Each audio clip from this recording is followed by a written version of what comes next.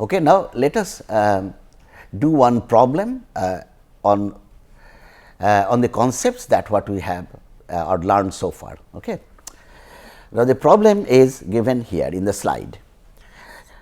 It reads like this: a peptide X of molecular weight 1320 failed to react with Sanger's reagent. Okay. That is the number one observation. The second is the amino acid analysis. Now, what is meant by amino acid analysis? That means, if you have a protein or peptide, what are the amino acids that are present in that peptide? No sequence business, only the amino acids composition which is there in the protein, and then what is the number, what is their ratio. Okay. That means, you basically hydrolyze the entire protein and then try to see what is the concentration, whether there is lysine present or whether there is proline present, and what is their ratio, molar ratio. So, that is what is called amino acid analysis. Okay. So, amino acid analysis will give you the amino acids that are present, again just repetition of the same statement. So, amino acid analysis gave the following composition of the peptide. Phenylalanine, there is one, valine is, there are two molecules of valine, there is one molecule of proline, two molecules of lysine. So, I write it here. So, what is basically there is that you have, it says that X, first of all, it does not react with Sanger's reagent, that is number 1. The second is that its molecular weight is 1320, that will be required, and then you have amino acid analysis, amino acid analysis. So, if you have amino acid analysis, then you see that there are there is one phenylalanine F. Now, we can write the one letter code, there is valine, there are two valines, there is one proline and there are two lysines. Okay. So, two lysines. Now, what are the other observations is that if you hydrolyze, go to the slide, if you hydrolyze this molecule X on treatment with trypsin. So, tryptic hydrolysis gives another peptide Y. So, that means, if X is hydrolyzed by trypsin, you get another peptide Y, and this Y, now you can do the partial sequencing. Partial sequencing means from n terminus you can determine one after another, and it says that if you do Edman on this, you get a sequence, and the sequence is like this, that first is phenylalanine, the second is valine, and the third is lysine. Sorry, I think this is lysine is actually K, that is the symbol for lysine. So, this is the first three amino acids in the peptide Y. The peptide Y is basically a derivative of peptide X by the action of trypsin. So, now assuming the average molecular weight of an amino acid, means if you take all the 20 amino acids and do an average, you will see that the number comes close to 110. This is the average molecular weight, 110. So, what is the structure of X? That is the problem. What is the structure of X? Now, how to solve this? First of all, let us find out how many amino acids it has. Now, the analysis that gave is basically that it has got 2 lysines, that means 2 amino acid here, then 3, then 5, then 6. 6 amino acids are present according to amino acid analysis. Remember, amino acid analysis will give the presence of the amino acids and their ratio. It is not absolute values, it is like empirical formula versus molecular formula. So, this has got these amino acids in these ratios 1:2:1:2. That does not mean that this is the absolute value which is present in X. Number of amino acids in X is given by 1320 is the molecular weight. So, you divide by 110 average molecular weight of amino acids, and that gives you a number of 12. That means, this is a dodecapeptide, that means 12 amino acids are present in X. Okay. 12 amino acids are present. Now, it does not react with Sanger's reagent. So, this X has to be a cyclic peptide, because there is no N terminus. If there is an N terminus, Sanger's reagent would have reacted. So, this is a cyclic peptide.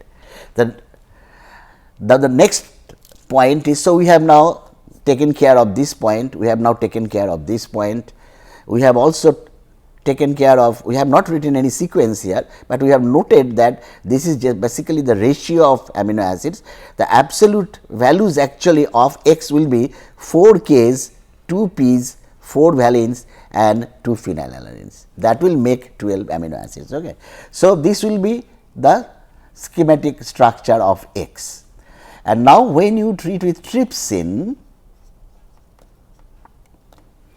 so cyclic peptide will be cleaved. Obviously, X is what? X, this is the empirical formula, and the molecular formula becomes double of this. That means, this molecule, whatever sequence is there, that is going to duplicate like this, and then they are joined together and to give the X. So, when you treat with trypsin, so trypsin recognizes basic amino acids, and there is basic amino acid, that is lysine. Okay. That is lysine. Now, the question is, it is definitely cleaved somewhere, it is definitely cleaved, and it is cleaved because lysines will be, because it said, I say that this is because it is a doubling of the whole thing. So, there will be at least, there will be 2 cleavages in this whole circle, and if there is 2 cleavages in the whole circle, what you get? You get 2 pieces. If there are more number of cleavages, although there are 4 lysines in actually X, but I am saying that there cannot be 4 cleavages, because 4 cleavages will, the problem will be the 4 cleavages cannot give the same sequence, amino acid composition of Y. By the way, I think that line I also said that peptide Y has same amino acid composition like X, So, okay. So, that means it has also got F and then 2 V, then proline and then 2 K. So, if that happens, same amino acid composition, so it must be then made up of 2 units of this, of same amino acid composition. So, it must be then, it must have been cleaved like this to give 2 pieces which have got same amino acid composition. That means, they look the same. Okay. They have the same amino acid analytic composition, as well as now the question is whether they have same sequence or not. Okay. But it is only one product. Why? You are not getting 2 products. So, that means, they have the same amino acid same amino acid analysis results, as well as they have same sequence. Otherwise, you would have got 2 products here by adding trypsin, but that you are not getting. Okay. So, that is the once you have sorted out that, now let us start drawing the structure of Y, because Y you have got a partial sequence, that F is there, then valine, then lysine, up to that point is there. Now, the next is what are left now? You have already taken care of F, you have already taken care of one valine, and you have already taken care of a lysine. Now, what is remaining is the one valine, proline and another lysine. Okay. Now, if you, that means, you have what is left here is a proline, a valine and a lysine. Okay. Now, I have now different options here. You can write many different, that A V K you have to, that is fixed, because that is the partial sequence, and then if it is followed by say a valine and then a proline, then a lysine, if that may be the case, there are a lot of permutation combination now with PBK, but if somebody is very intelligent, he can immediately say that there must be a proline, because there are 2 lysines here in Y, there are 2 lysines in Y. So, the 2 lysines are expected to be cleaved by trypsin, but that is not happening, because Y is Y is only this piece, this is Y another piece of Y, but both are same. Okay.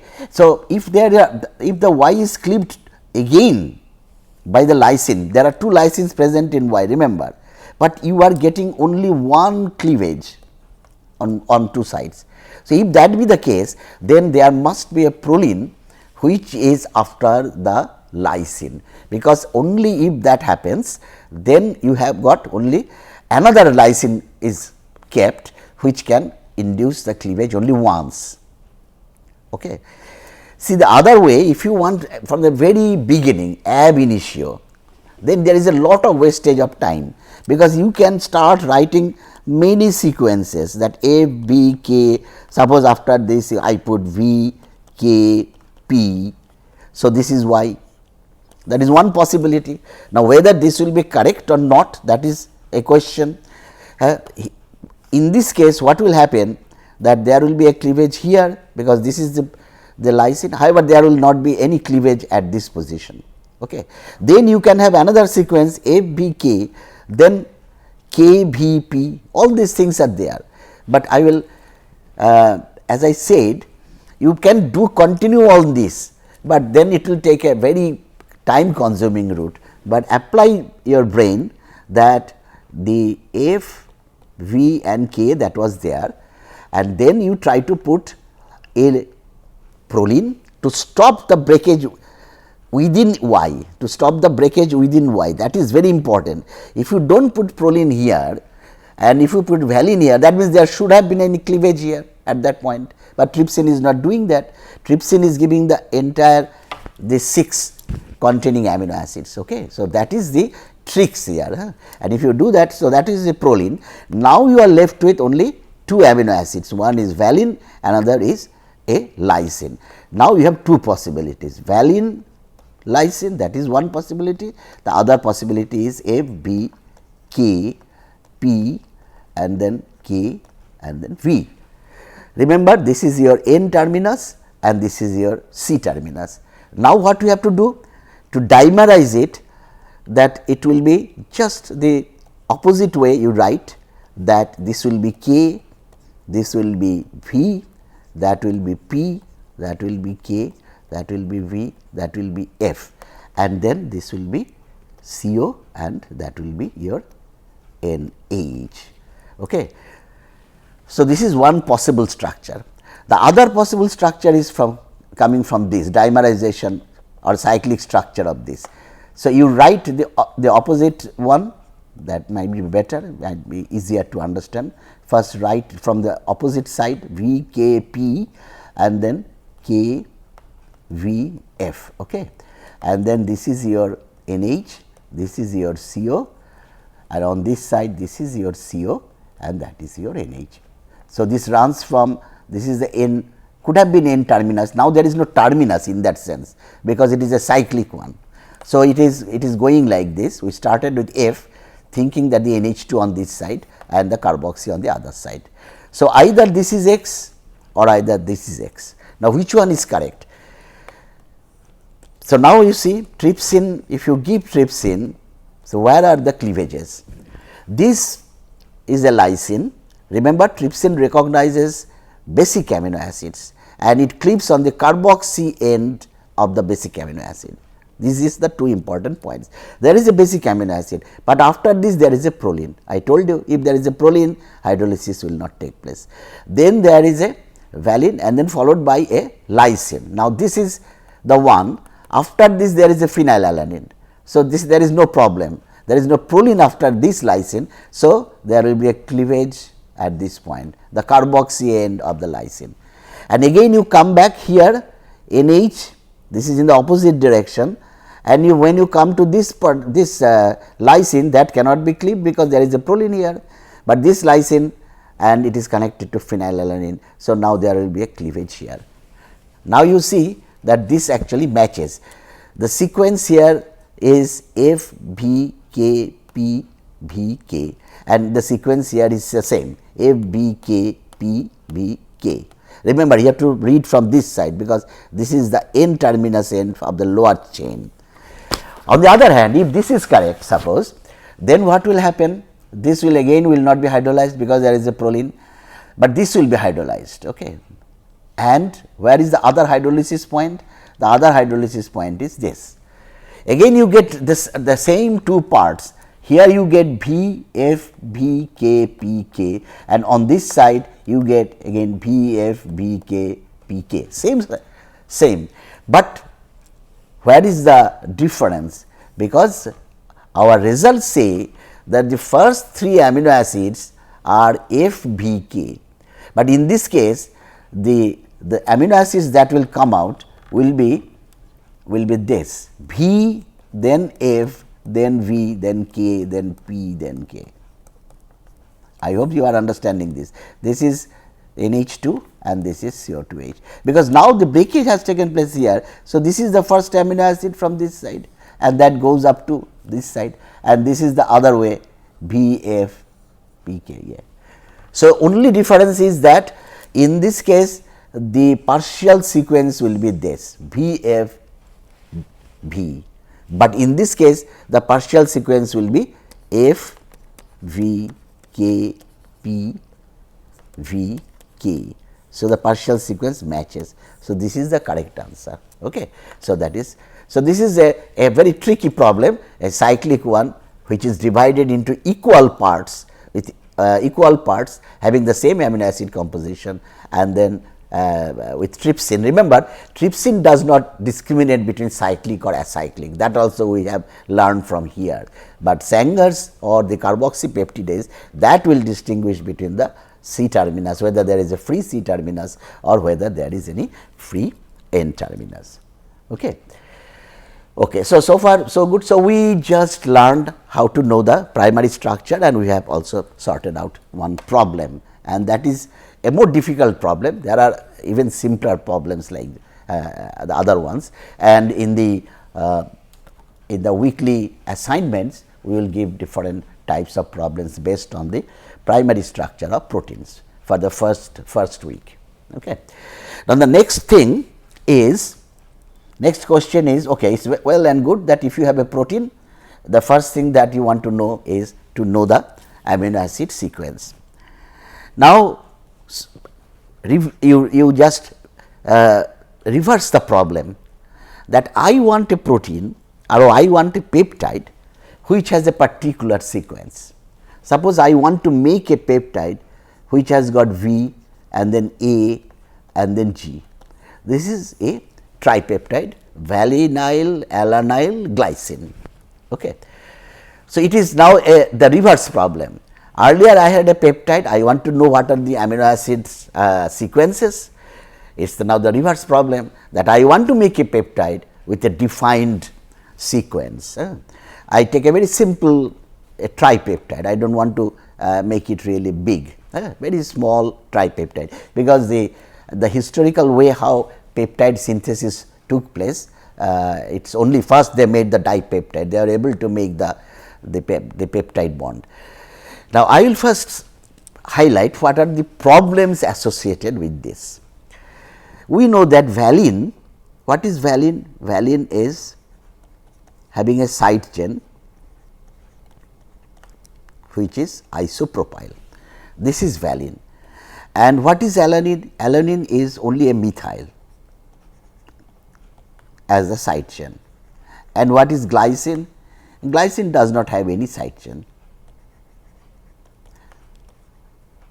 So, when I have written this VAG, that means NH2 of this is free and the CO2H of G is free. Okay. So, basically we have to combine these three. Now, you cannot combine all three in one go, that is not possible. So, you have to go step by step. First, let us there are two possibilities now. What I can do, I can combine V and A, so that I make a dipeptide VA, and then I add the G and to make the complete the synthesis as VAG. So, this is that should be my strategy, or the strategy could be that somebody might say that okay, I will first combine A and G. So, I will make AG and then I will add the V and to make VAG, that is also possible. From both directions you can synthesize the molecule. Now, the question is, in order to do this, the joining of say V, suppose we decided that first we will make Va. So, we have to join V and A, valine and alanine, and this joining is nothing but expulsion of a water molecule, and that should give a peptide bond CO NH and then the alanine, okay, COOH. I told you that the peptide bond formation is thermodynamically very favorable. It is the delta G is highly negative. However, there is a kinetic barrier, enormous kinetic barrier to do this reaction. That is one problem. You cannot just mix these two, and you cannot just remove water from this. That is number one problem. The second problem is, what is the guarantee that this NH2 will react with this carboxy, because this NH2 can react with another molecule of alanine. So, that alanine and alanine can combine and form a peptide alanine, alanyl alanine.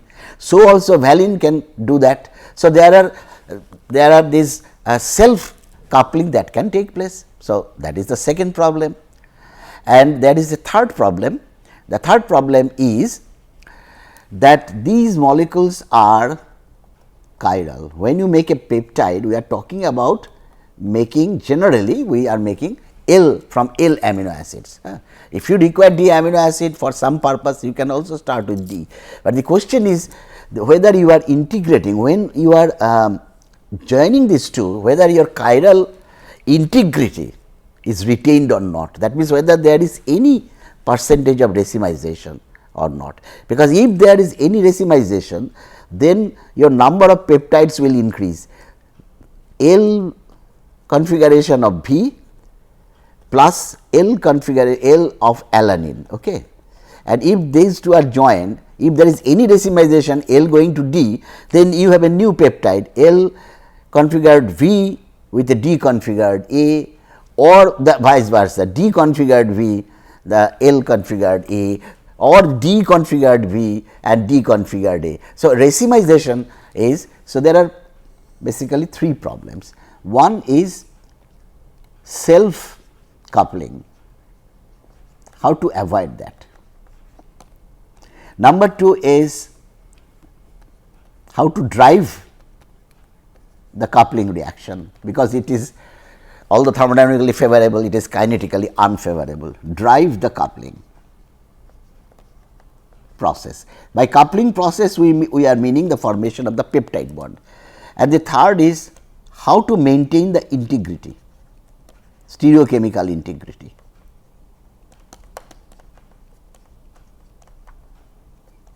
Okay. So, these are the three challenges. Integrity. Okay. Now, to avoid self coupling, what you have to do? See, you want only the reaction to happen between this carboxy and this NH2, and you do not want any reaction between this carboxy with this NH2 or this carboxy with this NH2, because that will give AV, not VA. So, if that be the case, then what happens? So, what you have to do now?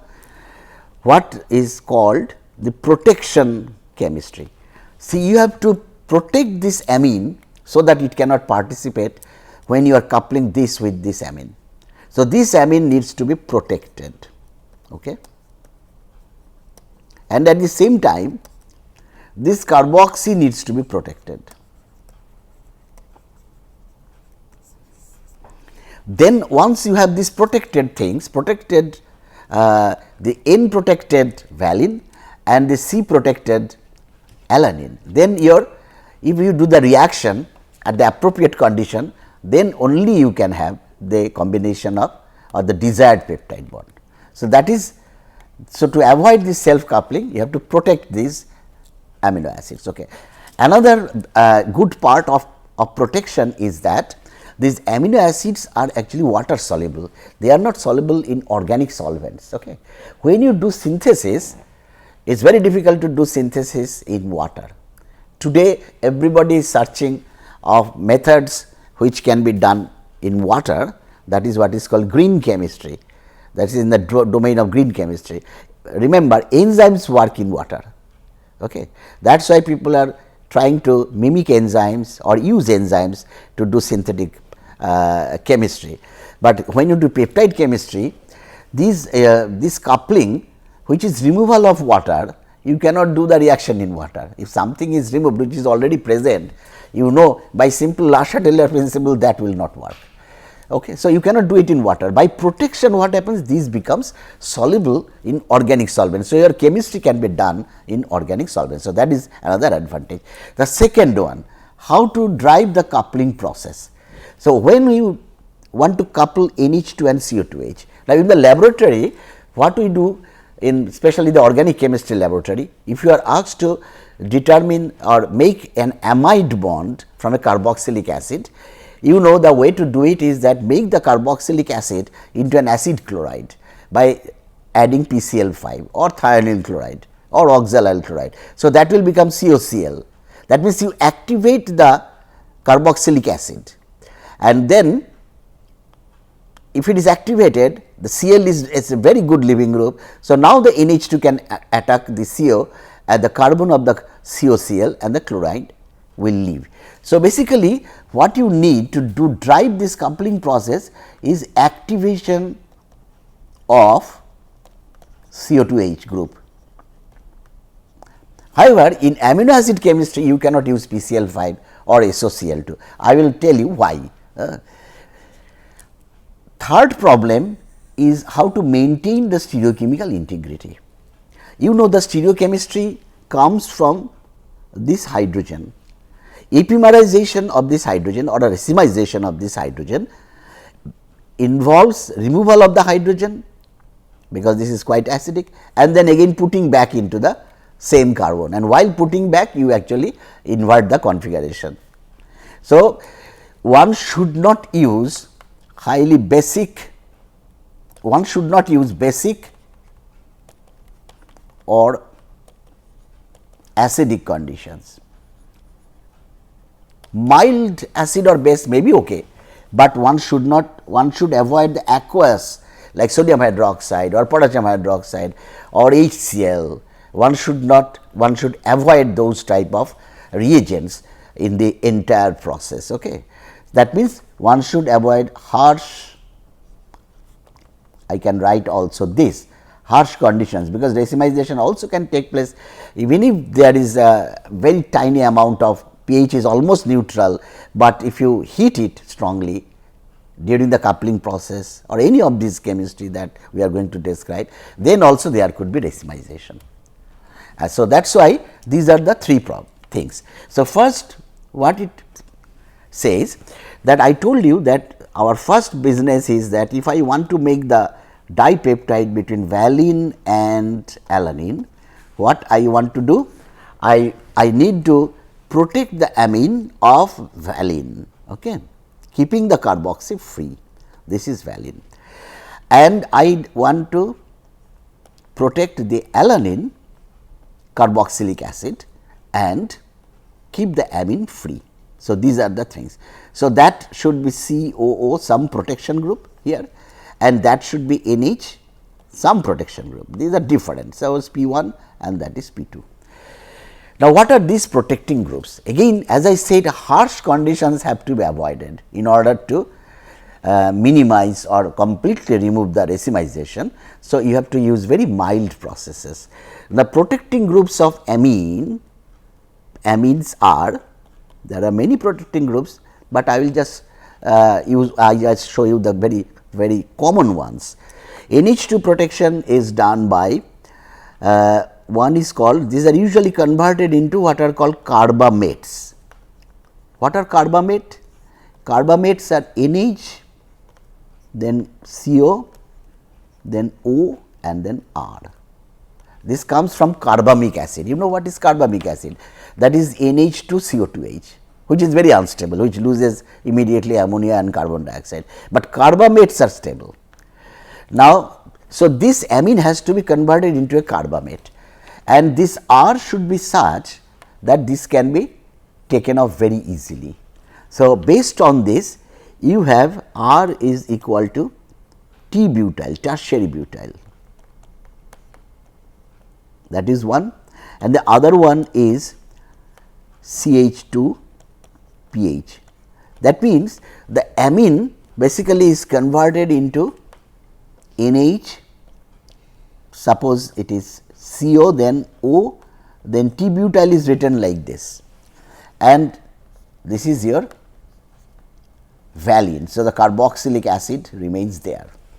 So, this is protected as, this is called the T-butyloxycarbonyl. So, the amine has been protected as T-butyloxycarbonyl. So, this is commonly known as T-BOC group, tertiary butyloxycarbonyl. So, the NH, because all the time you cannot write this structure, you can just write that my valine is protected as T-BOC. You just write like this. Sometimes T is in the subscript, sometimes it can be also taken here, but usually it is in the superscript, sorry. So, NH. Now, so this protection is done, or you can also make the benzyl instead of the tertiary butyl, you can also have benzyl, and then that will be called NHCO O and then CH2PH. This is valine. Okay. So, this will be called benzyl oxycarbonyl. Benzyl oxycarbonyl, unfortunately, this was earlier when it was discovered that this is a good protecting group for amine functionality. This was called carbobenzoxy. That is why this is called CBZ. Okay. You could have called it benzyl oxycarbonyl, but they do not call it benzyl oxycarbonyl, because that will match with butyl oxycarbonyl. So, very difficult to differentiate between these two. So, that is why this is called carbobenzoxy, CBZ, and this is called T-BOC. Now, the one thing one must remember, that in peptide synthesis, that the first step is protection of amine of one amino acid, carboxy of the other amino acid. Then you couple the two. But what is the third step? The third step is finally you have to take these protecting groups off, because you do not want protected peptides, you have to deep protect this. Okay. So, this is protection. Now, deep protection is this deep protects into the free amine again by organic acid like TFA. TFA is an organic acid. I said that that acid base should be avoided, but that acid base is usually I am talking about strong bases like NaOH or HCl, those type of things are avoided. Organic acids are no problem, and also anhydrous HF, you know, HF is actually a very weak acid in the pure form. HF is a weak acid. You can use also HF, that is allowed, so long as water is not there. Okay. So, these are the T-butyl group comes off by treating with TFA. Usually TFA is easier, because HF, you know, you need special apparatus. HF is the glass. So, you cannot do HF reaction in glass vessels, you have to do it in Teflon coated glass vessels. So, that is costly. So, usually in the laboratory normally we use TFA, very easy. TFA is much easy to use, and in the, so this T-butyl comes off with TFA, and the CBZ comes off. CBZ, that means this whole group comes off if you treat that with hydrogen using palladium charcoal, then this CBZ group comes off. That means, one comes off under very neutral condition, another comes off with TFA. So, in a peptide, if you have both these groups present, say a tripeptide, where this is also present, this T-butyl, and this is also present, then you can selectively deep protect one over the other. If you use hydrogen, this will be deep protected. So, it will form the free amine, and if you add TFA, then this will form free amine. These are very important, that means, these two processes are orthogonal to each other. So, you can selectively deep protect one, keeping the other intact. Okay. So, these are the two protecting groups for the for the amine. So, next, what are the protecting groups for the carboxy? the protecting groups for the carboxy, remember in our case I have to protect the carboxylic group of the alanine. I have to use the alanine where the carboxy is protected. So, what are the protecting groups that are used for carboxy?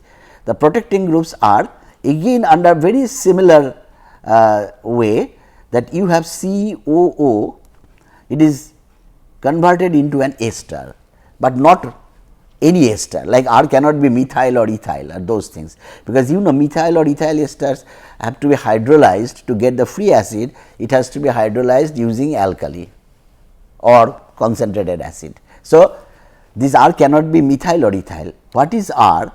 R is again either T-butyl CCH3 thrice, or it could be again benzyl CH2PH. That means, the carboxy is protected either as T-butyl or as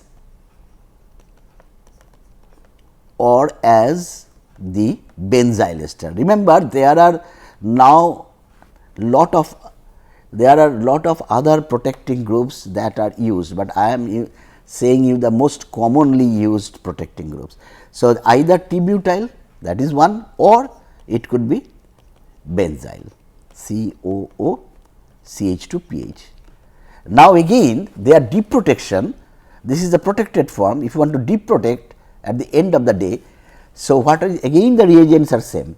TFA will take care of this T-butyl ester, and hydrogen will take care of the benzyl ester. Okay. You will see the utility of this orthogonality of protecting groups when you have peptides of higher chain length, that means higher number of amino acids. Then you have to constantly switch back and forth of different protecting groups. Okay. So, I am not saying how these protecting groups are incorporated, that is possibly the next lecture. I will quickly go at that time, that how the protecting groups are incorporated, because that is the first step, and the last step after all the coupling is done, then you have to deep protect. Okay. So, those mechanisms we can discuss in the next class, but right now we have a protecting group. Suppose we have put a protecting group here in each T-Boc. Okay. So, our valine is protected as a T-Boc, and the alanine should be protected, the carboxy should be protected. The question is which protecting group I should use. Now, this protection, I see the valine has been protected as T-Boc, which comes off with TFA. Now, if I protect the alanine with benzyl, I can do that. I can do and protect with benzyl and then do this coupling reaction. But then I will get a protected peptide, where to take the T-butyl off I have to use TFA, and to make the benzyl off I have to use hydrogen. So, that means I am adding more number of steps into my synthesis, which is not desirable. So, what we should do then? We should not use CH2PH here. It will be better that if we use T-butyl here, then what will happen, that after the coupling reaction here, I can take both the protecting groups off at the last step. So, with a single step I can deep protect the molecule. So, all peptide synthesis, the protecting groups are selected in such a way that last step becomes a single step deep protection of all the protecting groups. So, at that time you should have protecting groups which are not orthogonal, which are similar type, which comes up under the same condition. Okay. So, the next part is the elimination of water, formation of the peptide bond. So, what to do? I said that what you need is basically to activate this carboxy. So, this carboxy must be converted into something which will be called a COL. L is a leaving group, and this NH2 remains as NH2, that is the nucleophile. And now this should be the reaction, the leaving group leaves. So, you get CONH bond. That is, in the laboratory, as I said, organic chemists make amides by making RCOCl and RNH2, and that will react. That reaction is very spontaneous, very vigorous. Those who have done this amide preparation, they know that immediately it forms the amide bond. Okay. So, initially what was tried to couple these amino acids is that convert this carboxylic acid into your RCOCl, okay, NH, TBOC, and then you have the valine here, and suppose I have converted it into RCOCl, plus you have this amine, NH2, alanine, and this is protected as T-butyl. And I told you why the two. You could have the other possibilities that you could have a CBZ group here, and then you should use a benzyl here. So, that last step is hydrogenolysis. Now, this, if you want to couple this will couple definitely, that is going to attack here and that is going to come out. Okay. Initially the negative charge goes on the oxygen, then it comes back and the chloride is kicked out. Okay. So, you get the peptide, but the problem is here lot of racemization happens. Lot of racemization happens because of side reactions. What are the side? What is the side reaction? That when you have this valine NH, just draw the structure of the T-butyl O, this is your T-butyl, and you have COCl. Okay. And what you want is an external nucleophile, that is the second amino acid going to attack here, that what you want, and you are expecting that.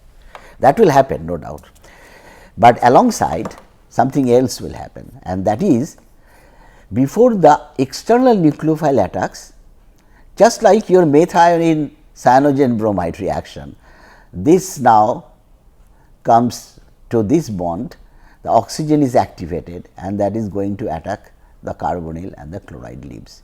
So, what is formed is N double bond this O, and then it is a lactone, and this is your valine, and this is the product OT-butyl. Now, this is called, this is a lactone, but this is called azolactone, azolactone. This is called an azolactone. Okay. This azolactone, the amine again can come back, means you can have reaction on the azolactone, that is also not very stable. So, that will come here and it will again go back to the T-butyl, that is possible. But this coupling reaction, that means it has got two mechanisms. One is it can directly attack the acid chloride and form the amide bond. If that happens, no problem, no racemization. But if it, in the meantime, if it goes to the azolactone and then the amine comes, the amine from the other amino acid comes and attacks the azolactone and then forms the amide bond, then there is a problem. The problem is in the azolactone, this hydrogen which was there earlier in valine, that is the where the stereochemistry comes. Na? This hydrogen becomes very susceptible as soon as it forms the azolactone. It is much more acidic than this hydrogen when it is in the acyclic form. And why is that? Because if you remove this hydrogen, acidity means if you remove this hydrogen, so you make a negative charge, and now you see this negative charge will conjugate with the carbonyl. So, you have a double bond here, that will be O minus, and what is the situation then?